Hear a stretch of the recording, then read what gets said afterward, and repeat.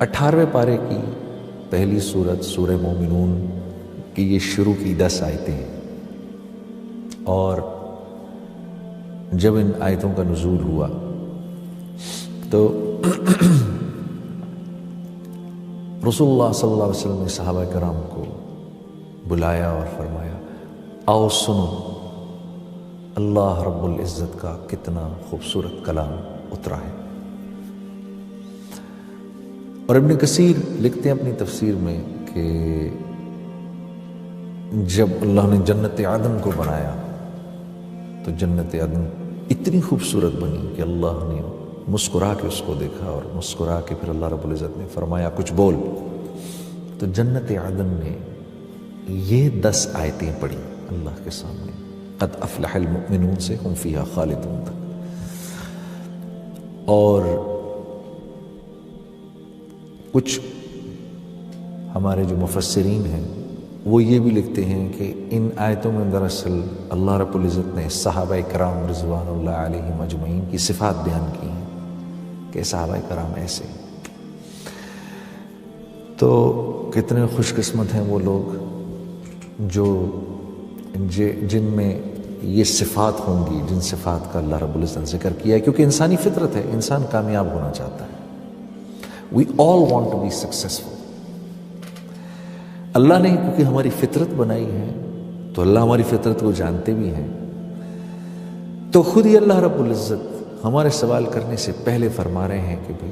مومنین کامیاب ہو گئے۔ یا اللہ، مومنین، اچھا کامیابی کا دار و مدار جو ہوتا ہے نا وہ حسب نسب پر نہیں ہوتا، کامیابی کا دار و مدار ہوتا ہے صفات پر۔ میں ایک ڈاکٹر کا بیٹا بن کے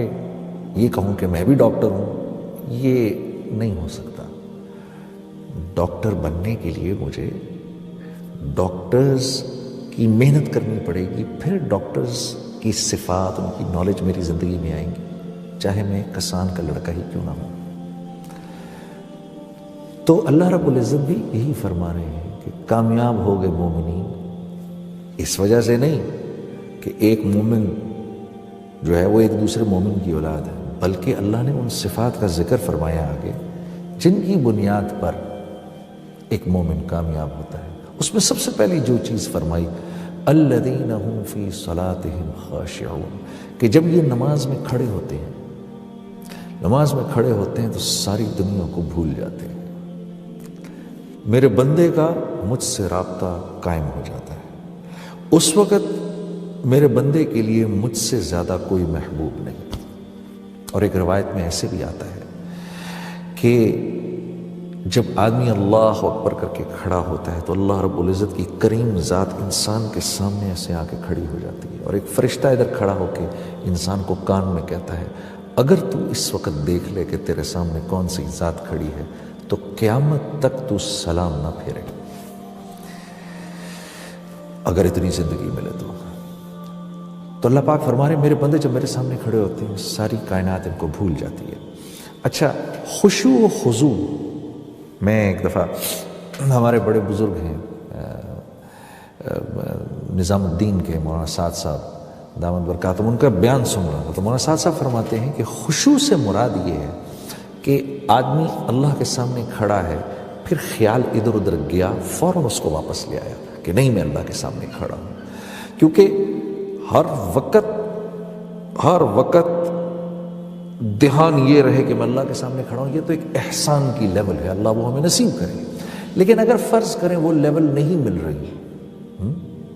کہ اللہ کے نبی کا ارشاد ہے نا کہ اللہ کے سامنے اللہ کی عبادت ایسے کرو، نماز ایسے پڑھو اللہ کے سامنے جیسے اللہ کو دیکھ رہے ہو، اگر یہ نہیں کر سکتے تو کم از کم اتنا کرو کہ جیسے اللہ رب العزت تمہیں دیکھ رہے ہیں۔ تو میں مولانا سعد صاحب کا ایک بیان سن رہا ہوں، اس میں مولانا فرما رہے کہ خشوع اور خضوع سے مراد کیا ہوئی کہ اللہ کے سامنے کھڑے اور دھیان ادھر ادھر گیا، فوراً دھیان کو واپس لے آئے کہ نہیں میں اللہ کے سامنے کھڑا ہوں، تو اپنے آپ کو مرکوز کر دیا۔ ہاں، ورنہ تو اللہ کے نبی کا جو ارشاد ہے، جو احسان کا درجہ ہے، اللہ وہ ہم سب کو نصیب فرمائے کہ اللہ کی عبادت ایسے کرو جیسے اللہ کو دیکھ رہے ہو، اگر ویسے نہیں کر سکتے تو پھر ایسے کرو جیسے اللہ رب العزت تمہیں دیکھ رہے ہیں۔ تو کم از کم درجے میں ہم یہاں تک پہنچیں، پھر اللہ نے چاہا اللہ سے دعا کرو اے اللہ جیسے اللہ کے نبی صلی اللہ علیہ وسلم فرمایا کرتے تھے کہ نماز میری آنکھوں کی ٹھنڈک ہے، اللہ نماز کو ہماری آنکھوں کی ٹھنڈک۔ جو کچھ سنا گیا اللہ اس پر